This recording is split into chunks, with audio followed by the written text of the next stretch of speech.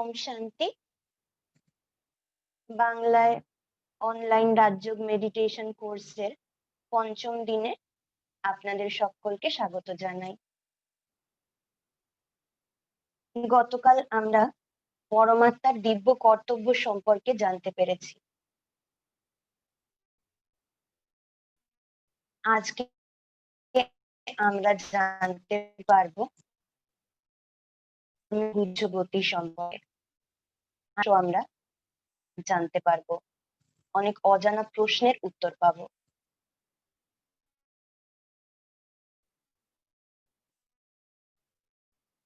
একবার একজন রায়ন ছিলেন।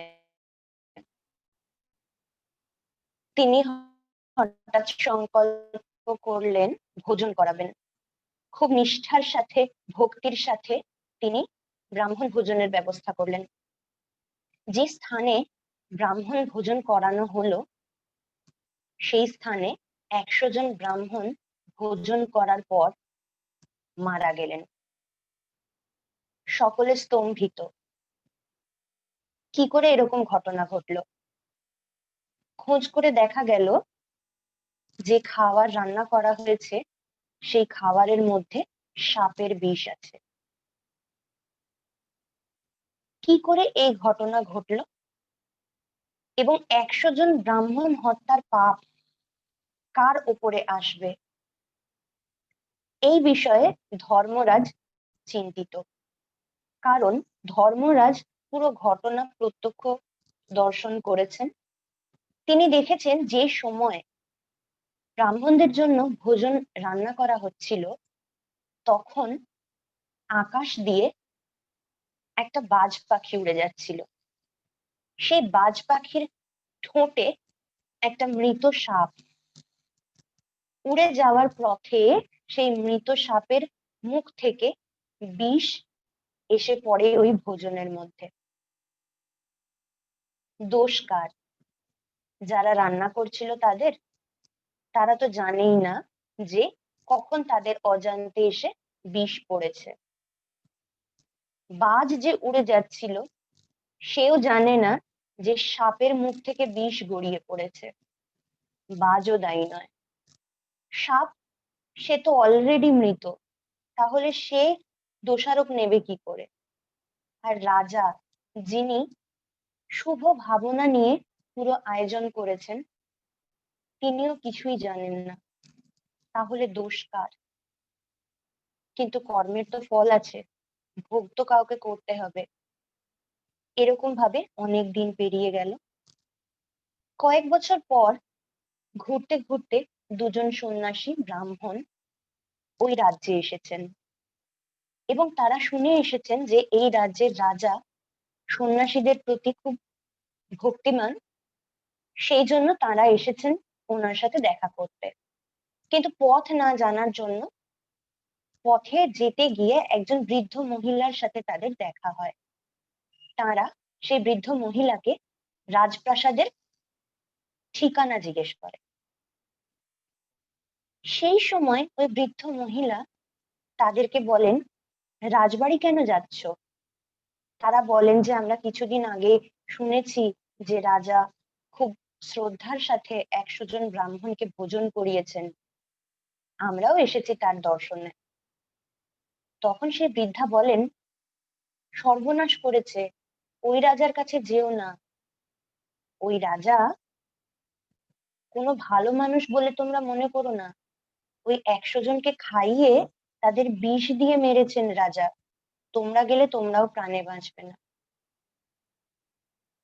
এই ঘটনার পরেই ধর্মরাজ সিদ্ধান্ত নেন 100 জন ব্রাহ্মণের হত্যার যে পাপ, সেই পাপ চাপবে সেই বয়স্ক বৃদ্ধার উপরে। এখন আমরা ভাববো কেন? কারণ দেখতে গেলে যে ঘটনাটা ঘটেছে, 100 জনের মৃত্যু হয়েছে, সেই মৃত্যুতে সকলে সমব্যথী। কিন্তু সেই মৃত্যুর মধ্যে থেকে নিজের লালসা পূরণ গভীরভাবে না বুঝেও জাস্ট গসিপ করার একটা যে আনন্দ, সেই আনন্দ উপভোগ করার জন্য বৃদ্ধা এরকম ভাবে কথা বলেছেন। তিনি সত্যি জানেন কি জানেন না, পুরোটা না জেনেও পুরো কথা তিনি দুজন ব্রাহ্মণকে বলে তাদেরকে বিভ্রান্ত করেছেন, রাজার মান সম্মান নষ্ট করেছেন। সেই জন্য এই পুরো ঘটনার দায়ভার সেই বৃদ্ধার ওপর গিয়ে পড়লো। কর্ম কত গুহ্য, এবং প্রতি মুহূর্তে আমরা যে কর্ম করছি সেই কর্মের কি ফল দাঁড়াচ্ছে। কর্ম মানে শুধু হাত দিয়ে বা ইন্দ্রিয়ের মাধ্যমে যে আমরা করছি সেটাই কর্ম নয়। এমনকি সংকল্প করা, মনে মনে কোনো কিছু যদি আমরা চিন্তা করি, সেটাও কর্মের মধ্যেই পড়ে। আমরা কাজ হয়তো ভেবেচিন্তে করি অনেক সময়, কিন্তু সংকল্প, মনের মধ্যে আমরা কতদিন ধরে কত কিছু ভেবে যাচ্ছি, কার সম্পর্কে কি ভাবছি, আমাদের নিজেদের কাছেই তার হদিশ নেই। এর ব্যাপারে আমরা কোনো গুরুত্ব দিই না। কর্মফল মানুষ ভোগ করে। আমরা জানি আমরা হচ্ছে আত্মা, এই শরীর ধারণ করছি, কিন্তু আমরা কি একবারই জন্মগ্রহণ করছি, একবারই এই শরীর নিচ্ছি, নাকি বারবার জন্মগ্রহণ করি? সেক্ষেত্রে আমরা শুনে এসেছি বরাবর যে মানুষ জন্ম শ্রেষ্ঠ জন্ম, বহু পশু যোনির মধ্যে দিয়ে পার করে শেষ জন্মে আমরা মানুষ হয়ে জন্মাই, প্রায় 84 লক্ষ যোনি। এই বিষয়ে একটু আমরা ভেবে দেখব, 84 লক্ষ যোনি যদি হয়, তো এই 84 লক্ষ যোনি বসে গুনলেন কে? দ্বিতীয়ত, আমরা যদি কখনো কোনো পাপ করি, তবে আমরা মনুষ্যতর কোনো অন্য যোনিতে জন্মগ্রহণ করি, এটাই আমরা জেনে এসেছি। অর্থাৎ শাস্তি প্রদানের জন্য এই রীতি। শাস্ত্রে বলা হয় যে মানুষের মধ্যে চুরির প্রবণতা থাকে, পরবর্তীকালে সে মানুষের বদলে বিড়াল হয়ে জন্মায়। সে ফর এক্সাম্পল, কোনো মানুষ যখন পাপ করে বা দোষ করে, তাকে জেলে পাঠানো হয় যাতে সে পশ্চাতাপ করে, অনুভব করে ভেতর থেকে যে সে যে দোষ করেছে সেই দোষের ফল ভোগ করছে আজকে সে জেলে বসে। তবে তার মধ্যে হয়তো আত্মসচেতনতা জন্মাতে পারে, প্রায়শ্চিত্ত বোধ আসতে পারে তার মধ্যে। কিন্তু যদি যে মানুষের প্রবণতা চুরির, সে যদি বিড়াল হয়ে জন্মায়, কোনো মনুষ্যেতর প্রাণীর মধ্যে সেই ইমোশন নেই, এটা বোঝার মতন ক্ষমতা নেই যে সে কোনো পাপ করে তার ফল আজকে ভোগ করছে, তাহলে তাকে শাস্তি দেওয়ার কোনো মানেই থাকে না। কারণ সে রিয়েলাইজই করতে পারছে না সে কোনো বিশেষ কর্মের জন্য আজকে ফল ভোগ করছে। কিন্তু মানুষ প্রতি মুহূর্তে সেটা রিয়েলাইজ করে। মানুষ প্রতি মুহূর্তে বলে, আজকে হয়তো বিশাল বড় ভাগ্যের গুণে আমি এত বড় বিপদ থেকে রক্ষা পেলাম, বা আজ হয়তো কোনো বিশাল বড় পাপের কারণে কোনো পূর্ব জন্মের কর্মফল আজকে আমি হয়তো ভোগ করছি, তাই আজ আমার এত দুর্দশা। অর্থাৎ মানুষকে যদি রিয়েলাইজ করতে হয় এবং কর্মের ফল ভোগ করতে হয়, তাহলে তাকে মানুষ হয়েই জন্মাতে হবে, তবে সে রিয়েলাইজ করতে পারবে। দ্বিতীয়ত, আমরা যদি একটা আম গাছের বীজ পুঁতি, তাহলে সেই বীজ থেকে আম গাছেরই জন্ম হবে। ঠিক সেরকম ভাবে আত্মা হলো মনুষ্য জন্মের বীজ, মনুষ্য সৃষ্টির বীজ হলো আত্মা। অতএব আত্মা, মানুষের আত্মা সবসময় মনুষ্য শরীরেই প্রবেশ করবে, ফলে মানুষ হয়েই সে জন্মাবে। এখন অনেকে মনে করেন পূর্বজন্ম বলে কি আদৌ কিছু আছে? যদি পূর্বজন্ম বলে কিছু না থাকে, যদি কর্মফল বা কর্মফলের ভোগ যদি না থাকে, তাহলে 84 জন্ম বা 84 লক্ষ যোনি পার করে যখন মানুষ শ্রেষ্ঠ হয়ে যাচ্ছে এবং তারপরে মানব জন্ম লাভ করছে, সেক্ষেত্রে প্রত্যেক মানুষের ভাগ্য সমান হওয়া উচিত, কারণ তারা তাদের সমস্ত কর্মফল ভোগ করে অন্যান্য যোনি পার করে তারপরে মানুষ হিসেবে জন্মেছে। কিন্তু আমরা তা দেখি না। এক একজন মানুষ এক এক রকম সংঘর্ষে জীবনযাপন করছেন। যদি সব কর্মফল ভোগ করেই মানুষ জন্মগ্রহণ করেন, তাহলে একটা ছোট্ট শিশু 84 লক্ষ যোনি পার করে যখন জন্মালো, 6 মাসের মধ্যে তার মৃত্যু হলো। তাহলে সেই 84 লক্ষ যোনিতে কি কর্মফল ভোগ করে এসেছে, আর 6 মাসের মধ্যেই তার মৃত্যু হলো কি করে? আজকে আমরা জাতিস্বর অনেক বাচ্চাদের কাছে শুনেছি তারা তাদের পূর্ব জন্মের কথা মনে রাখতে পারে 4-5 বছর বয়স পর্যন্ত, এবং সন্ধান করে দেখা গেছে তারা যে তথ্য দিয়েছে সেই তথ্যগুলো একটাও মিথ্যে নয়। কি করে পসিবল? কারণ আত্মার মধ্যে সংস্কার গাঁথা থাকে, স্মৃতি আত্মার মধ্যে থাকে। সে এক শরীর ছেড়ে যখন অন্য শরীরে প্রবেশ করে, আত্মার 3টে উপাদান আত্মার মধ্যেই থাকে, মন, বুদ্ধি এবং সংস্কার। সেই সংস্কার, সেই স্মৃতি নিয়ে সে পরবর্তী শরীরে যায়, ফলে কিছুদিন পর্যন্ত তাদের স্মৃতি থাকে। সেই জন্য ছোট বাচ্চাদের আমরা দেখি তারা দেউলিয়া করছে, আমরা বলি না কখনো হাসে কখনো কাঁদে, কারণ সেই সময় ছোট্ট শিশুর মধ্যে যে আত্মা থাকে সেই আত্মা সোল কনসাস, কারণ সে সবে সবে অন্য একটা শরীর ছেড়ে নতুন একটা শরীরে প্রবেশ করেছে। ফলে সে সেই সময় তার পাস্ট লাইফের যা কিছু মিস হ্যাপেন বা যা কিছু ভালো ঘটেছে সেগুলো স্মৃতি রোমন্থন করে। পাস্ট লাইফ রিগ্রেশন বলে একটা প্রসেস আছে, যেখানে একজন মানুষের সাবকনসিয়াস মাইন্ডকে কয়েক বছর পিছিয়ে নিয়ে যাওয়া হয়। আমরা সবাই জানি হিপনোটাইজ করে যারা সাইক্রিয়াটিস্ট তারা এই প্রসেসটা করতে পারেন। সেক্ষেত্রে কোনো মানুষ যদি কোনো ভয়ঙ্কর রোগে বা কোনো ফোবিয়াতে সাফার করছে, তো তাদেরকে ছোটবেলায় নিয়ে যাওয়া হয় দেখার জন্য যে ছোটবেলায় কোনো ঘটনা তাকে এফেক্ট করেছে কিনা যার জন্য তিনি ফোবিয়া গ্রস্ত। তো কোনো ব্যক্তির যদি 20 বছর বয়স হয়, তাকে 5 বছর বয়সে নিয়ে যাওয়া সম্ভব।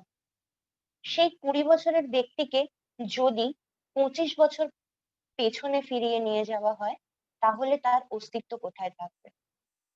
কারণ তার বয়স তো 20 বছর।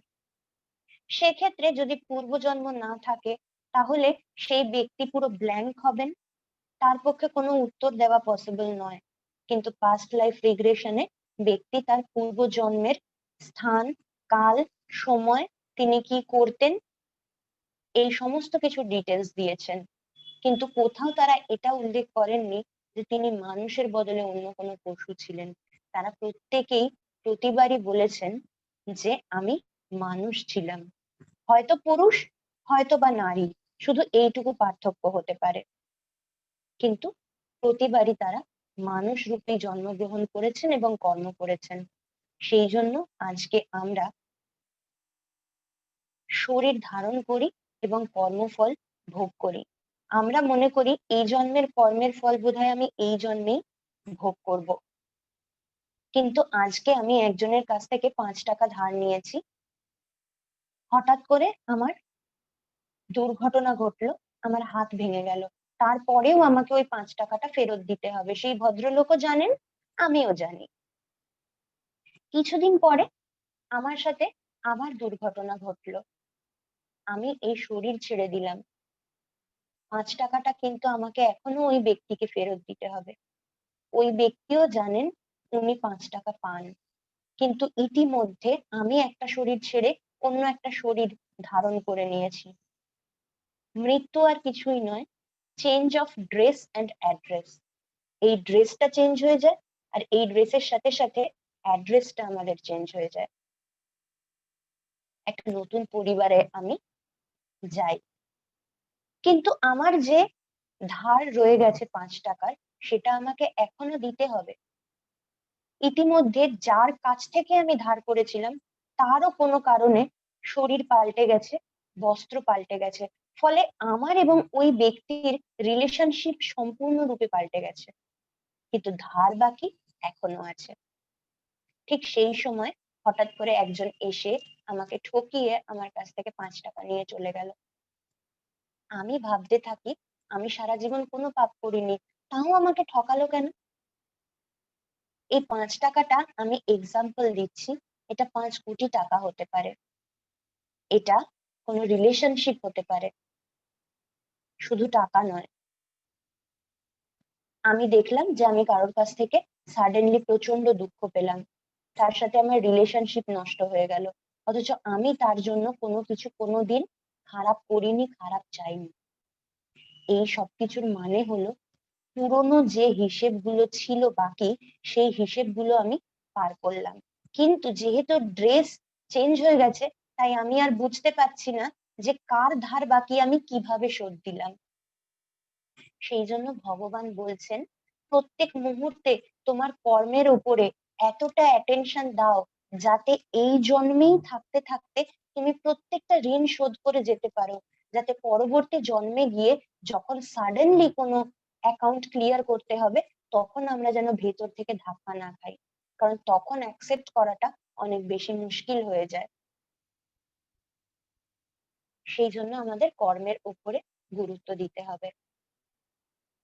তাহলে আমরা এটা তো জানলাম যে মানুষ মানুষ হয়েই জন্মায়, 84 লক্ষ যোনি নয়। তাহলে মানুষ কতবার জন্মায়? আদি অনন্ত কাল ধরে মানুষ জন্মেই চলেছে তা তো হতে পারে না, কারণ সবকিছুরই একটা লিমিটেশন আছে। যেমন সবকিছু সাইকেলিক অর্ডারে চলে, দিনের পরে রাত হয়, রাতের পরে আবার দিন হয়। আমরা জানি একদম সেকেন্ড, মিনিট, ঘন্টা থেকে শুরু করে 365 দিন, বছর, মাস, এই দিয়ে দিন রাতের সাইকেল চলছে। আমরা দেখি ওয়াটার সাইকেল, কিভাবে জল বাষ্প হচ্ছে, সেখান থেকে মেঘ হচ্ছে, এবং মেঘ থেকে আবার বৃষ্টি হয়ে জল জমছে, আবার সেখান থেকে বাষ্প তৈরি হচ্ছে। এইভাবে ঋতু পরিবর্তন, সেটাও সাইকেলিক অর্ডারে ক্রমাগত হয়ে চলেছে।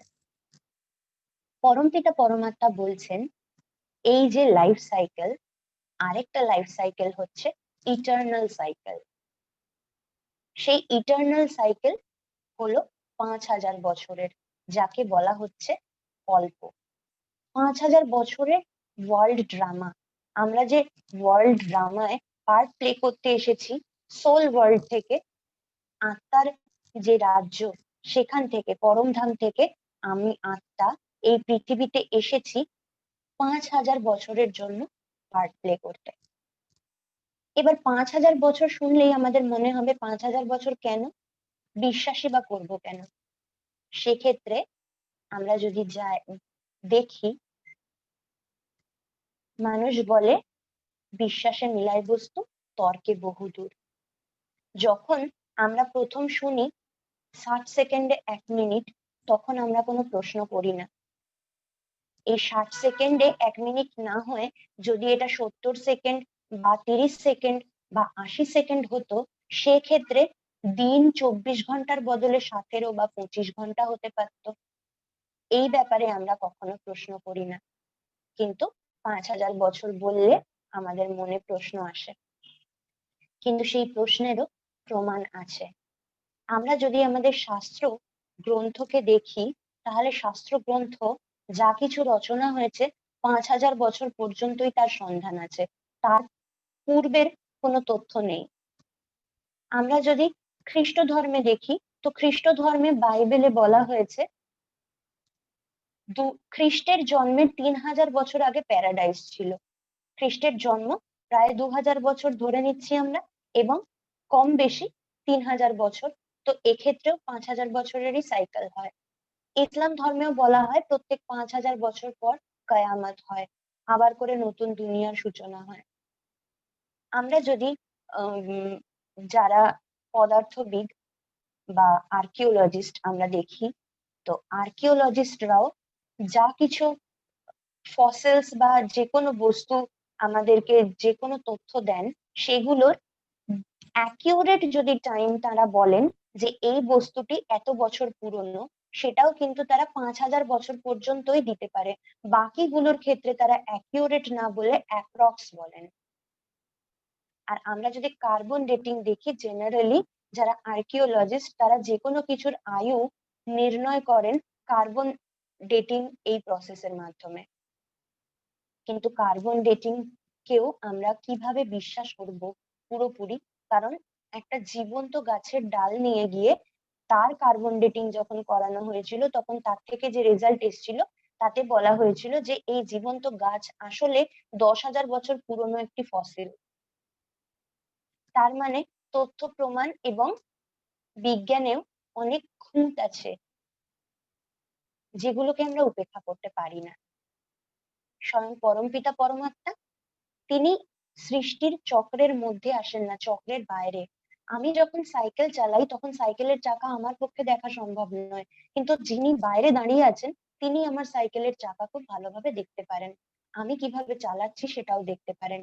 ঠিক একই ভাবে এই জন্ম মরণ চক্রের মধ্যে আমরা আসছি, আমরা এখানে পার্ট প্লে করছি নিরন্তর, সাইক্লিক অর্ডারে করে চলেছি। সেই জন্য পরমপিতা পরমাত্মা যেহেতু এই সাইকেলের বাইরে, সেহেতু তিনি এর আদি মধ্য এবং অন্ত পুরোটাই জানেন, তাই তাকে ত্রিকালজ্ঞ ত্রিকালদর্শীও বলা হয়। এবং তিনি এই সময় এসে আমাদের এই টোটাল ওয়ার্ল্ড ড্রামা, তার যে সাইকেল 5000 ইয়ারের, সেটা তিনি এসে আমাদেরকে এখন জানাচ্ছেন। এই যে ইটার্নাল সাইকেল, এর 4টে ভাগ, যে কোনো কিছু 4টে স্টেজ দিয়ে পার হয়। আমরা জানি শতপ্রধান, শত, রজ এবং তম, 4টে ভাগ। অর্থাৎ শতপ্রধান মানে একদম ব্র্যান্ড নিউ, তারপরেই যদি আমি একবার সেই ড্রেসটাকে পরে নিই তাহলেই সেটা আর সেকেন্ড ডেতে আমি ব্র্যান্ড নিউ বলতে পারি না, তখনও সেটা একদম ফ্রেশ পিওর, কিন্তু তাহলেও একবার আমি পরে ফেলেছি, সেক্ষেত্রে সেটা আর শতপ্রধান নয়, শততে চলে এসেছে। এইভাবে আমাদের এই যে 5,000 বছরের লাইফ সাইকেল বা ওয়ার্ল্ড ড্রামা, এই ওয়ার্ল্ড ড্রামাও 4টে ভাগে বিভক্ত। প্রত্যেকটা 4 ভাগ যে, সেই 4 ভাগ সমান ভাগে ভাগ করা হয়েছে, অর্থাৎ 1250 1250 করে টোটাল 4টে ভাগ। আমরা যে কোনো শুভ কাজ যখন করে থাকি তখন আমরা স্বস্তিকা আঁকি। স্বস্তিকা কেন আঁকা হয়? স্বস্তিকাকে বলা হয় শুভ। শুভ কেন? কারণ স্বস্তিকা সময়ের সূচক, সময়কে দেখাচ্ছে। আমরা ঈশ্বরের সন্তান, ঈশ্বর প্রদত্ত এই সৃষ্টির মধ্যে যখন আমরা আমাদের পার্ট প্লে করছি, সেখানে কোনো সময়ই আমাদের জন্য অশুভ হতে পারে না, সব সময়ই আমাদের জন্য শুভ। এবং পরমপিতা পরমাত্মা এটাও বলছেন যে স্বস্থিতি সূচক, অর্থাৎ স্বস্তিকা মানে প্রত্যেকটা সময় আমার স্থিতি, স্বস্থিতি কেমন ছিল সেটাও বোঝাতে স্বস্তিকা ব্যবহার করা হয়। স্বস্তিকার কেউ যদি আমরা দেখি, এরও 4টে ভাগ, এবং প্রত্যেকটা ভাগ একটা হাতের মতন, কিন্তু সেটা সাইকেলিক অর্ডারে ঘুরছে। এই 4টে ভাগ আসলে কি? এই 4টে ভাগই হলো আমাদের ওয়ার্ল্ড ড্রামা, যেটা 5,000 বছরের, তার 4টে যুগ। প্রথম যুগ হলো গোল্ডেন এজ বা সত্যযুগ। আমরা সবাই জানি সত্যযুগ নাম শুনলেই আমাদের মন খুশিতে ভরে ওঠে, কারণ আমরা জানি সত্যযুগ মানে হচ্ছে সোনার দুনিয়া, যেখানে সবকিছু 100% পিওর, হেলদি, ওয়েলদি, সোনার দুনিয়া, যার জন্য একে গোল্ডেন এজ বলা হচ্ছে। এই সময় এখানে যে আত্মা পার্ট প্লে করতে এসেছে সবে সবে পরমধাম থেকে, অর্থাৎ সোল ওয়ার্ল্ড থেকে, সে কমপ্লিটলি পিওর। তার জন্য সেখানে তাদেরকে বলা হচ্ছে দেবী দেবতা, কারণ তারা দিব্য গুণ সম্পন্ন, 16 কলা সম্পূর্ণ। এই 16 কলা সম্পূর্ণ কারণ দেখুন, 16 কলা বলতে চাঁদের ক্ষেত্রে বলা হয় 16 কলা, পূর্ণিমার চাঁদ 16 কলা, ধীরে ধীরে কমতে কমতে একটা একটা করে কলা কম হয়, আর চাঁদের শেপও পাল্টাতে থাকে। কিন্তু সূর্যের কোনোদিন কলা হয় না, সূর্য সবসময় 16 আনা, সবসময় উজ্জ্বল, সেই জন্য সূর্য নারায়ণ বলা হয়।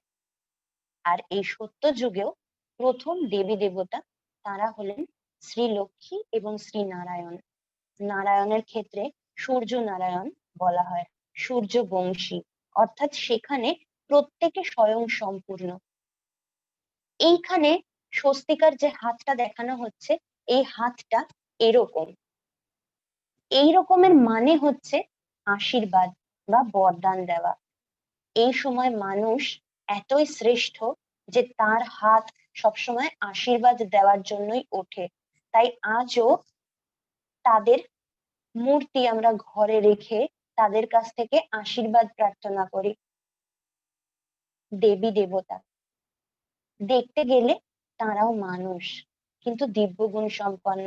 যেমন আজকে শ্রী রামকৃষ্ণ পরমহংসদেব, আমরা সবাই জানি তার জন্ম মৃত্যু আছে, তিনি মানুষ, সাধারণ মানুষ, কিন্তু এমন দিব্য কর্তব্য তিনি পালন করে গেছেন, মানুষকে এত ভালো পথ দেখিয়ে গেছেন যে আজকে বহু মানুষ তাকে ঈশ্বরের আসনে বসিয়ে পুজো করেন। আজ থেকে 150-200 বছর পর হয়তো কোনো মানুষকে যদি বলা হয় যে শ্রী রামকৃষ্ণ পরমহংসদেব জীবিত একজন ব্যক্তি ছিলেন, তারা বলবেন এগুলো ইলিউশন, কল্পনা, এরকম কোনো ব্যক্তি ছিল না। ঠিক একইভাবে সত্য যুগে যে দেবী দেবতা ছিলেন তারাও মানুষ, কিন্তু দিব্যগুণ সম্পন্ন। তাদেরকে আজ আমরা দেবী দেবতা রূপে পুজো করছি আসনে বসিয়ে, কিন্তু তারাও মানুষ ছিলেন, যেটা আজকে আমাদের মনে হচ্ছে হয়তো ইলিউশন। গোল্ডেন এজ কেন বলা হচ্ছে? আরো একটা কারণে। আমরা যদি দেখি, সোনা আবহাওয়ায় পরিবর্তন হয় না, সোনা কোনোদিন কালো হয় না। যদি আমরা বাইরে ফেলে রাখি বা বহুদিন ধরে যদি ব্যবহার করি, তাও সোনা কোনোদিন কালো হয় না। অর্থাৎ এইখানে যারা প্রথম পার্ট প্লে করতে এসেছেন তারা কারোর প্রভাবে প্রভাবিত নন, তারা completely soul conscious, pure, peaceful, powerful, পবিত্র। এই হলো আমাদের গোল্ডেন এজ, সত্যযুগ। সত্যযুগ হলো 1250 বছরের।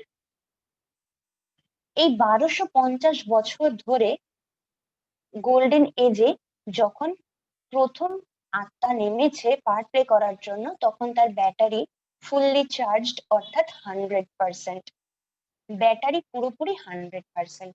সেখান থেকে 1250 বছর ধরে তারা যাত্রা পূরণ করে এলেন ত্রেতা যুগে।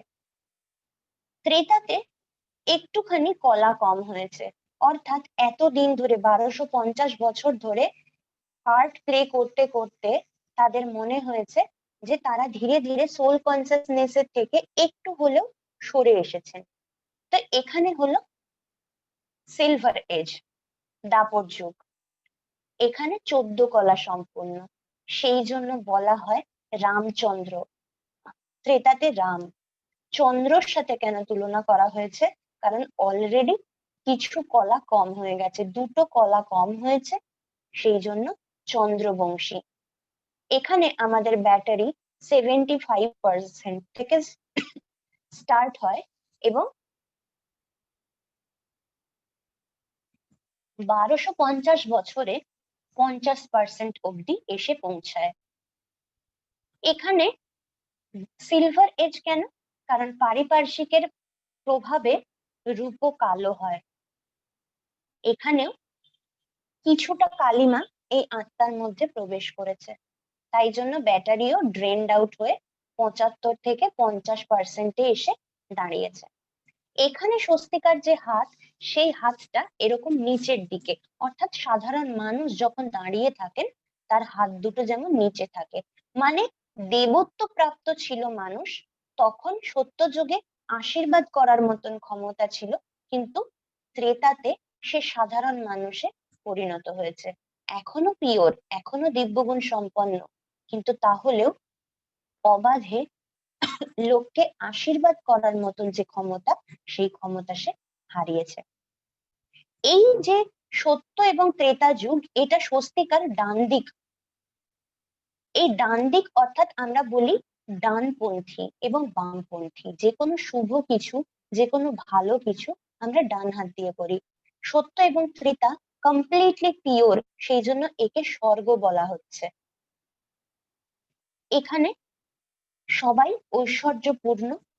ধীরে ধীরে এই 1250 বছর, 1250 বছর অর্থাৎ 2500 বছর পার হয়ে যাওয়ার পর ধীরে ধীরে সবাই এসে পৌঁছাচ্ছে দাপর যুগে।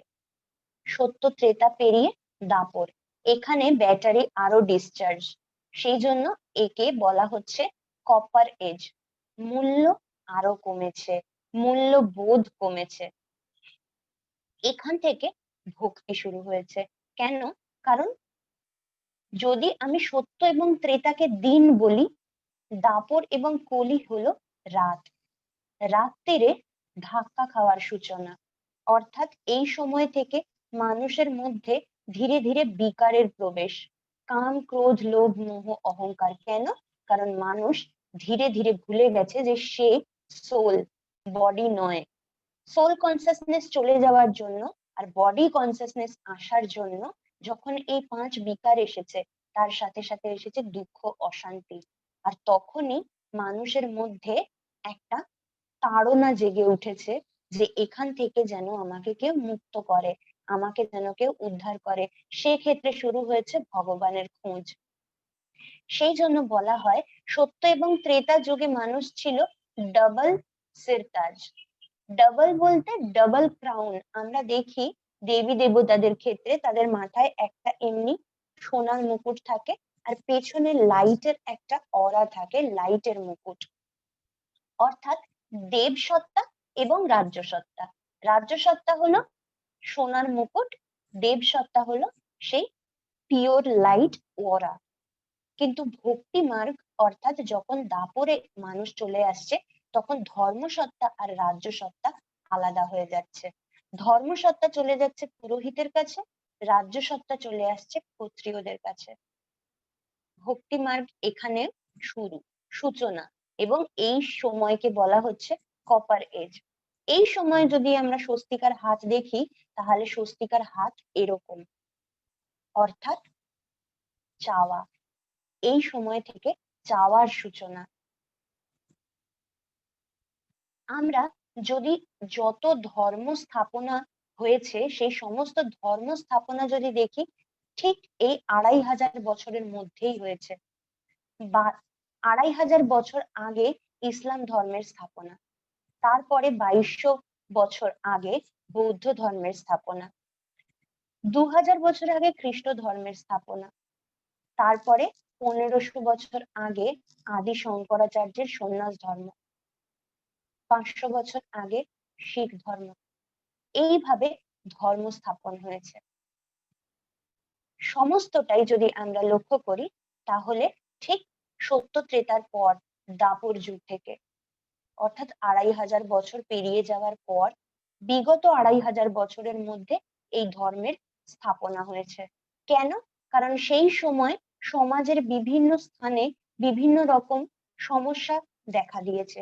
ইসলাম ধর্ম মূলত গুরুত্ব দিয়েছে মানুষের জীবনযাত্রার উপরে, মানুষের জীবনযাত্রা কেমন হওয়া উচিত। বৌদ্ধ ধর্ম মূলত অহিংসার উপরে হাইলাইট করেছেন। খ্রিস্ট ধর্ম সকলকে ভালোবাসতে শিখিয়েছেন। কেন? সেই সময় ভালোবাসার অভাব ছিল, মূল্যবোধের অভাব ছিল।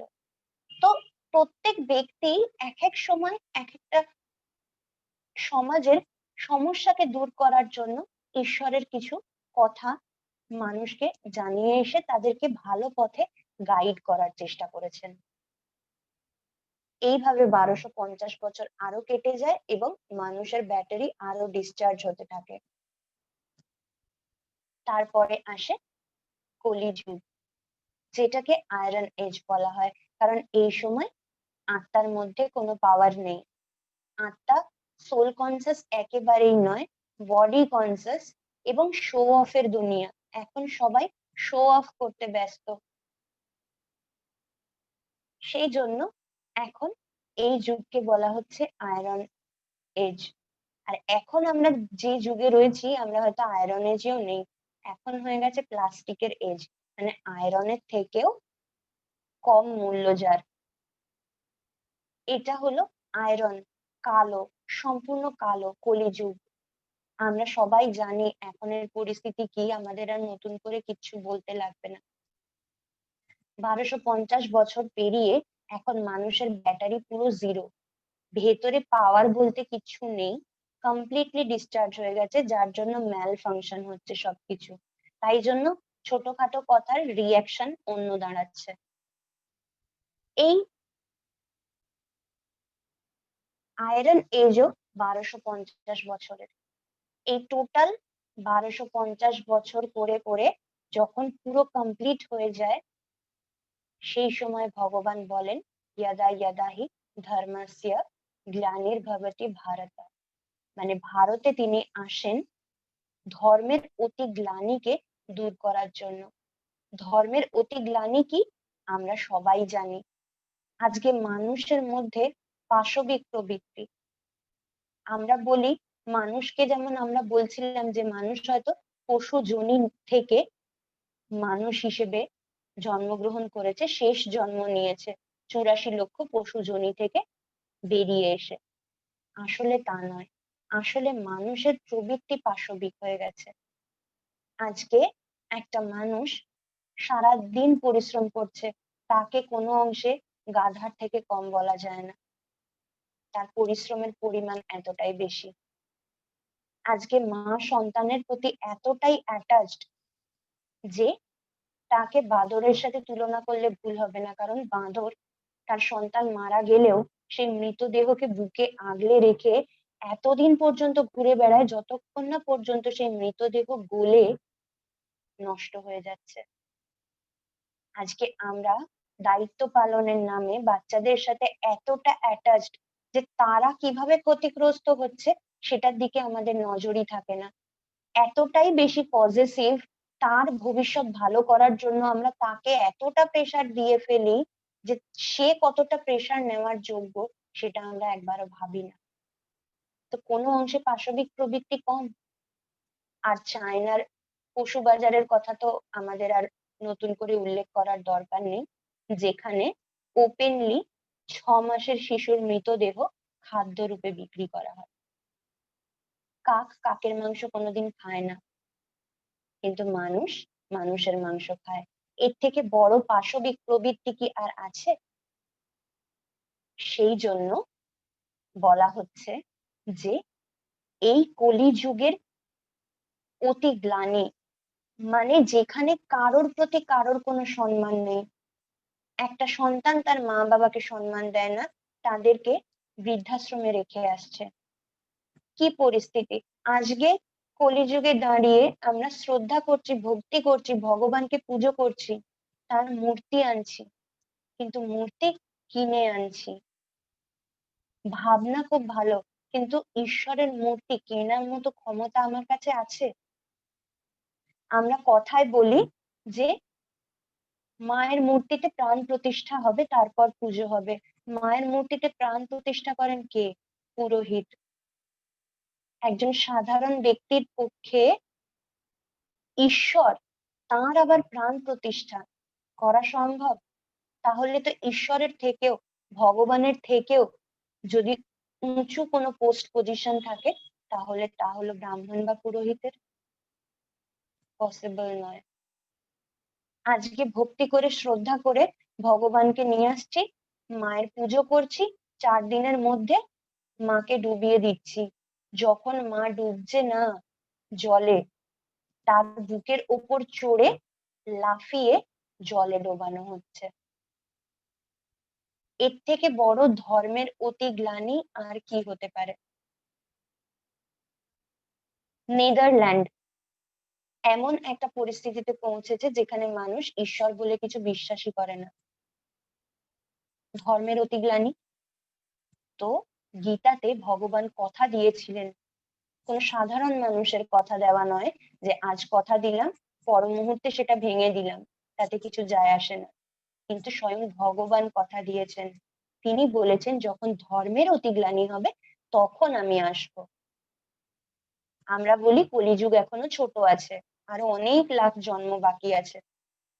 কলিযুগ যদি ছোট হয় আর তার যদি এই পরিণতি হয়, তাহলে কলিযুগকে বড় হওয়ার মতন, বড় হতে দেখার মতন বোধহয় ক্ষমতা আমাদের মধ্যে নেই, কারণ আর নেওয়া আমাদের পক্ষে সম্ভব নয়।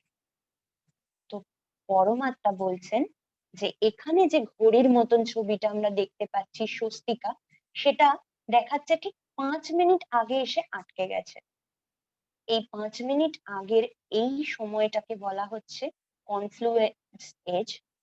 কনফ্লুয়েন্স এজ অর্থাৎ সঙ্গম যুগ। কিসের সঙ্গম? না এখন কলির শেষ এবং সত্য যুগের সূচনা, ভোর রাতের অন্ধকার শেষ এবং নতুন দিনের সূচনা হওয়ার আগের মুহূর্ত, যে সময় স্বয়ং ভগবান এসে আমাদের এই জ্ঞান দিচ্ছেন। এই জ্ঞান কোনো মানুষের প্রদত্ত নয়, স্বয়ং ঈশ্বর প্রদত্ত। আমরা শুধু মেসেঞ্জার, আপনাদের কাছ পর্যন্ত এই তথ্যগুলো, এই জ্ঞান ঈশ্বরের পৌঁছে দেওয়ার নিমিত্ত মাত্র। এই সঙ্গম যুগে আমরা এখন বর্তমানে রয়েছি। যেদিন থেকে আমরা পরিচয় পেলাম পরমপিতা পরমাত্মার, সেদিন থেকে কলিযুগের বদলে আমাদের সঙ্গম যুগে প্রবেশ হলো, অর্থাৎ কল্যাণকারী যুগ, পুরুষোত্তম সঙ্গম যুগ বলা হয়, যেখানে পুরুষকে উত্তম তৈরি করেন ভগবান।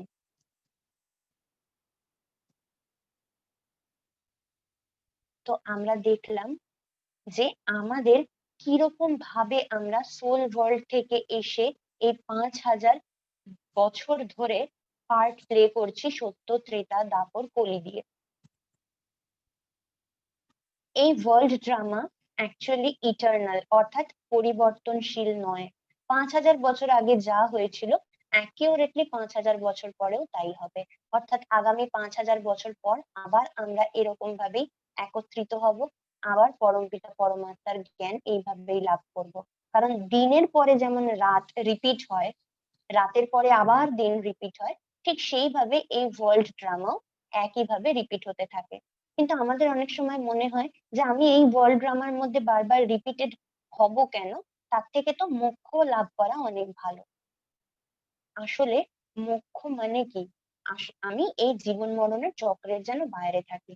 কিন্তু যদি আমি এটা ভাবি যে আমি পরম ধামে বসে রয়েছি ব্যাক স্টেজে, আর এই পৃথিবী হলো ফ্রন্ট স্টেজ, যেখানে আমার পার্ট প্লে করতে আসার কথা, আমার কস্টিউম রেডি, সবকিছু রেডি, সেই সময় যদি আমাকে বলা হয় তোমাকে নাটক করতে দেওয়া হবে না বা অ্যাক্টিং করতে দেওয়া হবে না, আমার সেটা ভালো লাগবে? কখনোই ভালো লাগবে না, আমার বোর লাগবে। তো এটাকে যদি ওয়ার্ল্ড ড্রামা হিসেবে নিই, তাহলে আমাদের জীবনের বড় বড় ভারী ভারী সমস্যাগুলো আমাদের কাছে ভীষণ হালকা লাগবে। মনে হবে আমি তো জাস্ট পার্ট প্লে করছি, অ্যাক্টর, স্ক্রিপ্ট অলরেডি লেখা রয়েছে, ডাইরেক্টর প্রডিউসার অলরেডি সেগুলোকে ফাইনালাইজ করে দিয়েছে, আমি জাস্ট এখন প্লে করছি, প্লে করা শেষ হয়ে যাবে, আবার নতুন রোল পাবো। তো সেই জন্য আমরা প্রত্যেকে সেম, প্রত্যেকে অ্যাক্টর।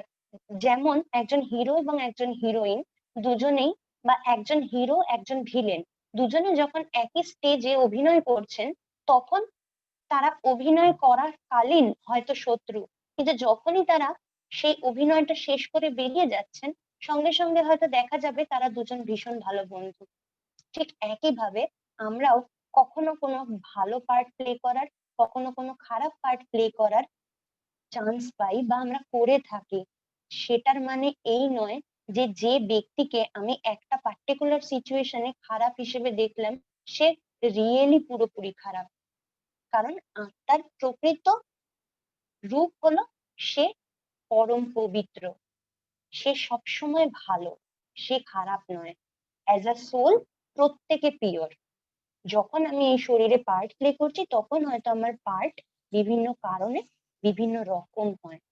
আমি যদি সোল কনসিয়াস থাকি, তাহলে কারোর প্রতি আমার নেগেটিভ থিঙ্কিং থাকবে না, যে সে আমার সাথে এরকম করলো কেন। সব প্রশ্নের উত্তর পেয়ে যাবো আমরা। কোনো কিছুই নতুন নয়, বারবার হয়ে এসেছে, আমি পাশ করে এসেছি, আবার পাশ করব, তাহলেও আমরা হালকা হয়ে যেতে পারবো। সেই জন্য বলা হয় আমাদের এই যে ওয়ার্ল্ড ড্রামা, প্রত্যেকের জন্য এর এন্ডিং হলো হ্যাপি এন্ডিং। আমরা সত্য, ত্রেতা, দাপর, কলিতে যে জন্মগ্রহণ করি, তাহলে কিভাবে জন্মগ্রহণ করি? এবং এর সঙ্গে আরো একটা প্রশ্নের রহস্য উন্মোচন হবে, সেটা হলো যে আজকে এত প্রচেষ্টা করেও সরকার জন্ম নিরোধ করতে পারছে না কেন, জনসংখ্যা কমাতে পারছে না কেন, বার্থ কন্ট্রোল হচ্ছে না কেন? তার কারণও আজকে আমরা জানবো। প্রথমত, যখন সত্য যুগে সোল ওয়ার্ল্ড থেকে মাত্র 9 লাখ সোল, সব থেকে পিওর, পবিত্র এবং হিরো পার্টধারী। আমরা বলি যখনই কোনো স্টেজ প্লে হয় বা কোনো মুভি হয়, সেখানে যে হিরো অ্যাক্টর হয় সে একদম সিনের প্রথম থেকে সিনের শেষ পর্যন্ত থাকেন, বাকি অন্যান্য ক্যারেক্টাররা মাঝে মাঝে প্রবেশ করতে থাকেন। তো এই 9 লাখ যে সোল, তারা তারা হলেন হিরো পার্টধারী। তো সেই জন্য তারা প্রথম এসে সত্য যুগে জন্মগ্রহণ করছেন। সত্য যুগে টোটাল 8টা জন্ম হয়, সেই জন্য বলা হয় শ্রীকৃষ্ণের জন্মাষ্টমী। 8 বার, 8 বার সিংহাসনে শ্রীকৃষ্ণ এবং শ্রী রাধা জন্মগ্রহণ করার পর লক্ষ্মী নারায়ণ রূপে তাদের রাজ্যাভিষেক হয় এবং তখন তারা রাজত্বে বসেন। এই শ্রীকৃষ্ণ এবং শ্রী রাধা, এটা হলো একটা, লক্ষ্মী এবং নারায়ণ এটা হলো পোস্ট পজিশন, অর্থাৎ Lakshmi Narayan the first, Lakshmi Narayan the second, এরকম ভাবে টোটাল 8টা বারতে 8 জন লক্ষ্মী এবং নারায়ণ সিংহাসনে রাজত্ব করবেন। এই সময় মানুষের বয়স মোটামুটি 100 থেকে 150 বছর। 8টা জন্ম তারা গ্রহণ করছেন। এই 9 লাখ যে ব্যক্তি, যে আত্মা, তারা 1250 বছর ধরে পার্ট প্লে করেছেন। করে 1250 বছর ধরে পার্ট প্লে করার পর এই 9 লাখ আত্মা ত্রেতা যুগে এসেছেন। তাদের ব্যাটারি 75% চার্জড। কিন্তু এই সময় সোল ওয়ার্ল্ড থেকে আরো কিছু সোল পার্ট প্লে করতে আসছেন। তারা কিন্তু 100% চার্জড, কারণ তারা ডিরেক্টলি সোল ওয়ার্ল্ড থেকে আসছেন। জনসংখ্যা অটোমেটিক্যালি বাড়ছে, যারা অলরেডি 9 লাখ যারা ছিলেন তারাও আসছেন, প্লাস আরো কিছু নতুন আত্মা, সবাই মিলে এই ত্রেতা যুগে জনসংখ্যা দাঁড়াচ্ছে 33 কোটি। সেই জন্য আমরা বলি 33 কোটি দেবী দেবতা। এই সময় রাজত্বে আসছেন রামচন্দ্র, এবং সেই জন্য রামের ক্ষেত্রে বলা হয় রাম নবমী, কৃষ্ণের ক্ষেত্রে জন্মাষ্টমী, কিন্তু রামের ক্ষেত্রে নবমী। 8টা জন্মের পর 9th বার্থে রাম রাজত্বে আসছেন। এখানে টোটাল 12 বার জন্ম হয়। বয়স মোটামুটি 110 অ্যাভারেজ। এখান থেকে ধীরে ধীরে সকলে এসে পৌঁছাচ্ছেন এখান থেকে দাপর যুগে। সত্য এবং ত্রেতার পরে দাপর যুগে এসে প্রত্যেকের জন্ম হচ্ছে 21টা করে জন্ম, এবং এখানে জনসংখ্যা আরো বাড়ছে, কারণ সেই 33 কোটি মানুষ, অর্থাৎ 33 কোটি আত্মা যারা মানুষ রূপে পার্ট প্লে করছে, তাদের সাথে আরো কিছু আত্মা এই সময় এসে পার্ট প্লে করা শুরু করছেন। তাদেরও কিন্তু সোল ওয়ার্ল্ড থেকে যেহেতু তারা আসছেন, তাদের 100% ব্যাটারি চার্জড।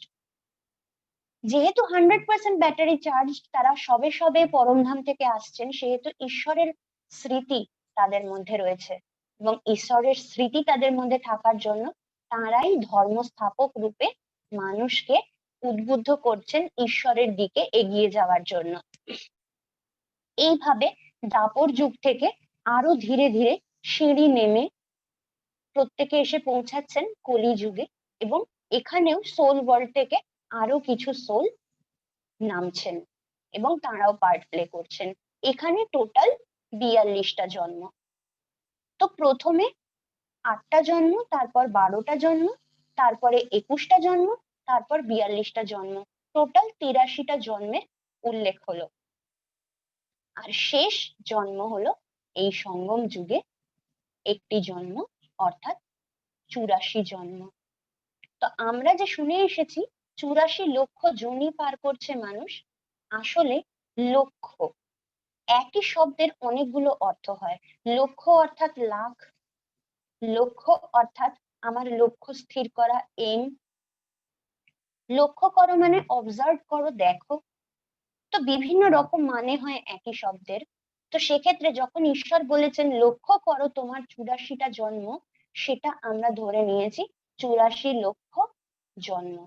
আসলে 84 লক্ষ নয়, শুধু 84 জন্ম।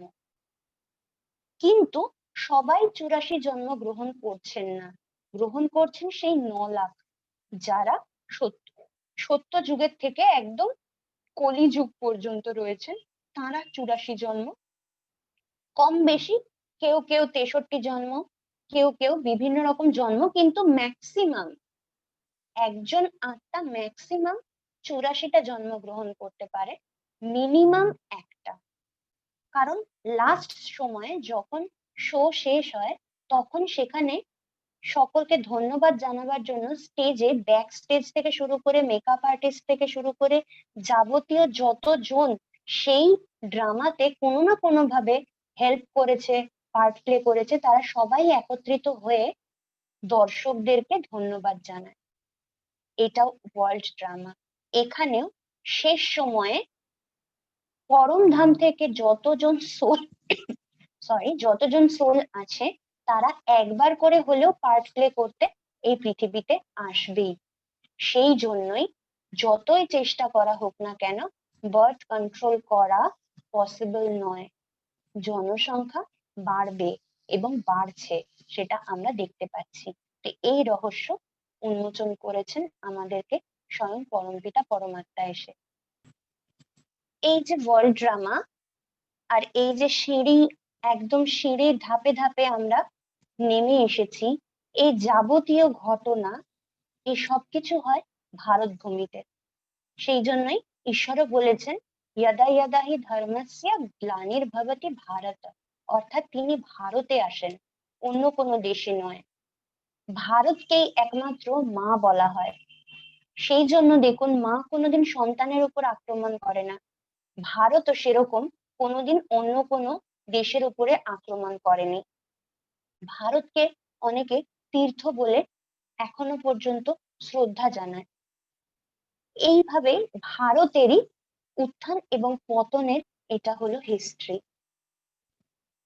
এখানে দেখানো হচ্ছে একটা বৃক্ষ, কল্প বৃক্ষ। এই বৃক্ষের কথা আমরা সব ধর্মে পাই। হিন্দু ধর্মে কল্পতরু বলা হয়, বৌদ্ধ ধর্মে বৌদ্ধ বৃক্ষ, জৈন ধর্মে, এমনকি খ্রিস্ট ধর্মেও ক্রিসমাস ট্রি। এই গাছের উল্লেখ সবসময় আছে। এমনকি আমরা শুনেছি পরমহংসদেব কল্পতরু গাছের তলায় বসে সকলের মনোকামনা পূর্ণ করেছিলেন। তো আসলে এই গাছের মহিমা না কার মহিমা? এই কল্পতরু হলো কল্প, মানে পুরো সৃষ্টি, যে সময় বা মনুষ্য সৃষ্টিরূপী যে গাছ বা বৃক্ষ, তার কথা বলা হচ্ছে। এই কল্প বৃক্ষের কথা গীতাতেও বলা আছে, বর্ণনা করা আছে। এই কল্প বৃক্ষের বীজ হলেন স্বয়ং পরমপিতা পরমাত্মা শিব। তিনি এসে এই মনুষ্য সৃষ্টি রূপী যে গাছ, তার জড়কে অর্থাৎ তার শিকড়কে শক্ত করছেন। তিনি এসে এই সঙ্গম যুগে প্রজাপিতা ব্রহ্মার মাধ্যমে নিজের জ্ঞান সকলের মধ্যে প্রদান করে তাদের মধ্যে দেবত্ব ধারণ করানোর জন্য, তাদের মধ্যে দৈবী গুণ ভরে দেওয়ার জন্য এসেছেন। যার ফলে তপস্যার মাধ্যমে অর্থাৎ প্রজাপিতা ব্রহ্মা বাবার দ্বারা শিব বাবার অর্থাৎ পরমপিতা পরমাত্মার যে অর্জিত জ্ঞান, সেই জ্ঞান নিজের জীবনে ধারণ করে আমরা দেবত্ব প্রাপ্ত হতে পারি। এখন আমরা আমাদের মধ্যে দিব্য গুণ ধারণ করছি রাজযোগ মেডিটেশনের মাধ্যমে। এরপরে আসছে সত্যযুগ, যেখানে দেবী দেবতার রাজত্ব। সেখান থেকে ত্রেতা যুগে রাম সীতার রাজত্ব। যদি সত্যযুগ এবং ত্রেতা যুগ আমরা দেখি, সেক্ষেত্রে এই সত্যযুগ ত্রেতা যুগকে রিপ্রেজেন্ট করছে এই গাছের গুঁড়ি। এই স্টেজটা একদম শত প্রধান এবং শত, সেই জন্য এর কোনো বিস্তার নেই বা ডালপালা নেই। কিন্তু তার পরবর্তীকালে যখন দাপর যুগ থেকে শুরু হচ্ছে ধর্ম স্থাপন, সঙ্গে সঙ্গে ডালপালা অর্থাৎ বৃক্ষের বৃদ্ধি হচ্ছে। এবং প্রত্যেকটা ধর্মেরও আবার এই 4টে করে স্টেজ আছে, শত রজ তম। প্রত্যেকটা ধর্ম প্রথম যখন সূচনা হয়, তখন শতপ্রধান এবং শত স্টেজের পরের থেকে ধীরে ধীরে সেই ধর্মেরও বিভাজন অর্থাৎ ডালপালা গজাতে থাকে এবং তারাও 4টে ধাপের মধ্যে দিয়ে পার হন। এইভাবেই পরমাত্মা, যিনি এই সৃষ্টির বীজ, তিনি এসে যে ধর্ম স্থাপন করছেন, তিনি বলেছিলেন সর্বধর্মানি পরিত্যাজ্য, অর্থাৎ সব ধর্মের বিনাশ এবং এক ধর্মের স্থাপনা তিনি করেন। তিনি কোন ধর্মের স্থাপনা করেন? আদি সনাতন দেবী দেবতা ধর্ম। সেই দেবী দেবতা ধর্মকে তিনি স্থাপন করেন এই সঙ্গম যুগে এসে প্রজাপিতা ব্রহ্মার মাধ্যমে। তো আজকে আমরা পুরো সৃষ্টি কিভাবে 5000 বছর ধরে চলছে, আমরা কিভাবে এর মধ্যে পার্ট প্লে করছি, কিভাবে এই কল্পবৃক্ষ ধীরে ধীরে প্রসারিত হচ্ছে, তার ডালপালা বিস্তার করছে, এবং এখন আবার সেই সময় এসছে যে সময় এই আদি সনাতন দেবী দেবতা ধর্মের কোনো অস্তিত্ব নেই। গাছ দাঁড়িয়ে রয়েছে, তার ডালপালা রয়েছে, গুঁড়ি এবং শিকড়ের কোনো অস্তিত্ব নেই। সেই শিকড়কেই মজবুত করছেন পরমপিতা পরমাত্মা। জেনারেলি একটা বাড়ির যদি বাড়িওয়ালা জেনারেলি একটা বাড়ির যদি ভাড়াটে অনেক থাকে এবং সেই বাড়িতে যদি কোনো রকম প্রবলেম দেখা দেয়, তাহলে ভাড়াটেরা বাড়ির মালিককে খবর পাঠান যে আপনি এসে দেখে যান। কিন্তু সমস্যা ছোট হলে বাড়ির মালিক কাউকে না কাউকে পাঠিয়ে দেয়, বলে তুমি দেখে এসো। কল খারাপ হলে কলের কাজ হয়ে যায়, দেওয়ালের রং খারাপ হলে রঙের কাজ হয়ে যায়। কিন্তু একটা সময় এমন সময় আসে যখন বাড়ির ছাদ খসে পড়ছে, তখন যদি মালিক অন্য কাউকে পাঠায় রিপ্রেজেন্টেটিভ হিসেবে, তো বাড়ির যারা ভাড়াটে তারা বলে আর অন্য কাউকে পাঠালে হবে না, বাড়ির মালিককেই আসতে হবে, তাকে এসে দেখতে হবে পরিস্থিতি কি রয়েছে, তবেই একমাত্র এর সমাধান সম্ভব। ঠিক এখন আমাদের পরিস্থিতিও তাই। আমরাও সেই বাড়ির ভাড়াটে, বাড়ির মালিককে ডাকছি কারণ আমাদের মাথায়ও এখন ছাদ ভেঙে পড়ছে, কিন্তু সেই ছাদটাকে তিনি যতক্ষণ না আসছেন টেম্পোরারিলি আটকে রাখার জন্য বিভিন্ন বাঁশ দিয়ে আটকাবার চেষ্টা করছি। সেগুলো হলো নানান রকম ধর্ম স্থাপন করা, পূজা অর্চনা, ভক্তি, জপ তপ ধ্যান, এইগুলো। কিন্তু এখন সেই সময় চলে এসেছেন, সেই সময় চলে এসেছে যেই সময় পরমাত্মা স্বয়ং নিজে এসেছেন, এসে আমাদেরকে এই কঠিন পরিস্থিতি থেকে বার করে নিয়ে চলে যাবেন। কারণ এখন এই 5000-এর সাইকেল অলমোস্ট কমপ্লিট। এই 5000-এর সাইকেল শেষ হলে যত আত্মা পার্ট প্লে করছে এই পৃথিবীতে, তারা সবাই একসাথে আবার সোল ওয়ার্ল্ডে ফিরে যায়, পরম ধামে। সেখান থেকে তারা আবার কিছুদিন পরে নতুন করে সত্য যুগে আসেন। সেই জন্য আমরা অনেক সময় শুনেছি শিবের বারাত, শিবের বরযাত্রী যাচ্ছে, তাতে দেখা যায় যে প্রথমে তার সাথে সাথে দেবী দেবতারা যাচ্ছেন, পেছনে অন্ধ কানা খোঁড়া ভূত প্রেত সকলে পরে যাচ্ছে। অর্থাৎ পরমপিতা বলছেন যে তুমি যদি আমার মত শুনে চলো, তাহলে তুমি এরকম ভাবে রাজত্ব প্রাপ্ত হবে এবং দেবী দেবতা রূপে আমার সাথে সাথে আমার পাশে পাশে চলতে পারবে। আর যদি বাচ্চা কথা না শোনে, খেলতেই থাকে, মা বাবা তখন কি করে? তাদেরকে মারতে মারতে হলেও ফিরিয়ে নিয়ে যায়। তো ঠিক সেরকম ভাবেই যদি ঈশ্বরের কথা শুনে তার সাথে ফিরে যাই, তাহলে ওয়েল অ্যান্ড গুড। বাট যদি কথা না শুনি, তাহলে শাস্তি পেয়ে আমাদেরকে তার সাথে যেতে হবে, বাট ফিরে আমাদের সকলকেই যেতে হবে। তো সেই জন্য আজকে আমরা এই পুরো ওয়ার্ল্ড ড্রামার যে রহস্য, সেটা জানতে পারলাম। এখন আমরা 5 মিনিট মেডিটেশন করব। সকলে স্থির হয়ে শির দ্বারা সোজা করে বসবো। ওম শান্তি। আমি অতি সূক্ষ্ম জ্যোতিবিন্দু আত্মা,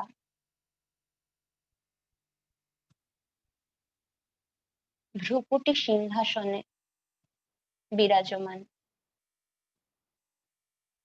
আমি অতি উজ্জ্বল। আমি এই দেহ মন বুদ্ধির মালিক। আমি আজীবন যা কর্ম করে এসেছি তার ফলাফল না ভেবেই কর্ম করেছি।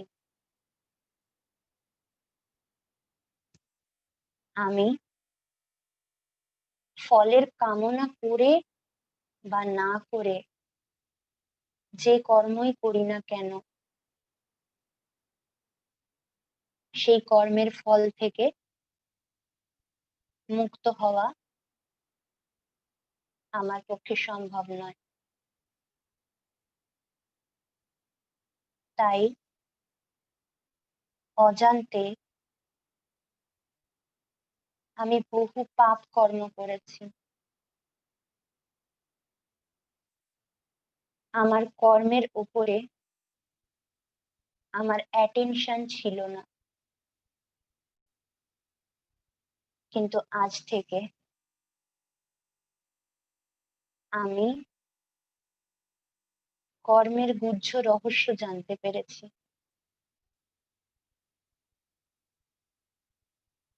আজ থেকে আমি শ্রেষ্ঠ কর্ম করব। সেই সঙ্গে অতীতে যা ঘটে গেছে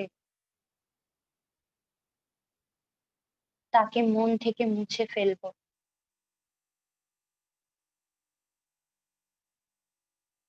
আমি জ্ঞানত অজ্ঞানত যাদেরকে কষ্ট দিয়েছি তারা সকলে আমার আত্মারূপী ভাই। তাই মন থেকে আজ আমি সেই ব্যক্তিদের কাছে ক্ষমা চাইছি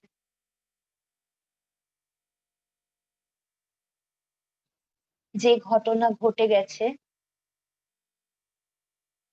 তার জন্য না আমি দায়ী না সেই সকল ব্যক্তি দায়ী। ওয়ার্ল্ড ড্রামা অনুযায়ী তা ঘটে গেছে। তাই আমি মন থেকে কাউকে দায়ী করি না। কোনো কারণে আমি যাদের কাছ থেকে কষ্ট পেয়েছি আজ নির্দ্বিধায় আমি তাদের ক্ষমা করে দিচ্ছি।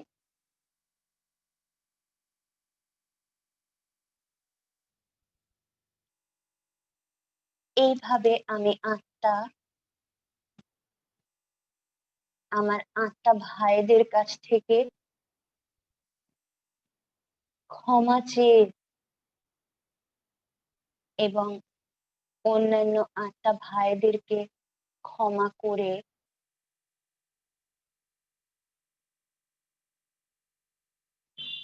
ভারী বোঝা থেকে মুক্ত হলাম। আমি নিশ্চিন্ত।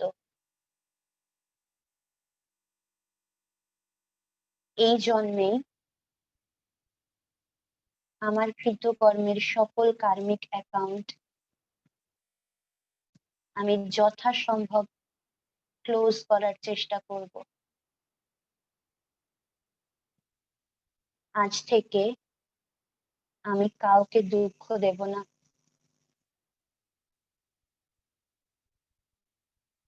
মন থেকে কারোকে অভিশাপ দেব না। কারোর জন্য অশুভ ভাবনা নিজের মধ্যে পোষণ করব না।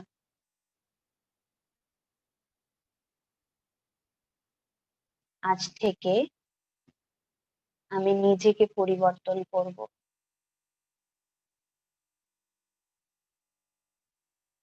আমার সাথে যে যেমনই ব্যবহার করুক, আমি তাকে মন থেকে ক্ষমা করে দেব। আমি আত্মা, অসীম শক্তিশালী। আমার মধ্যে ক্ষমা করার গুণ খুবই স্বাভাবিক। তাই আমি নির্দ্বিধায় সবকিছু খুব লাইটলি, ইজিলি নিতে পারি। আগে আমি একা সবকিছু ফেস করতাম। আজ আমার সাথে পরমপিতা পরমাত্মা শিব বাবার শক্তি রয়েছে। তাই আমি সব সময় শ্রেষ্ঠ কর্ম করব। ওম শান্তি।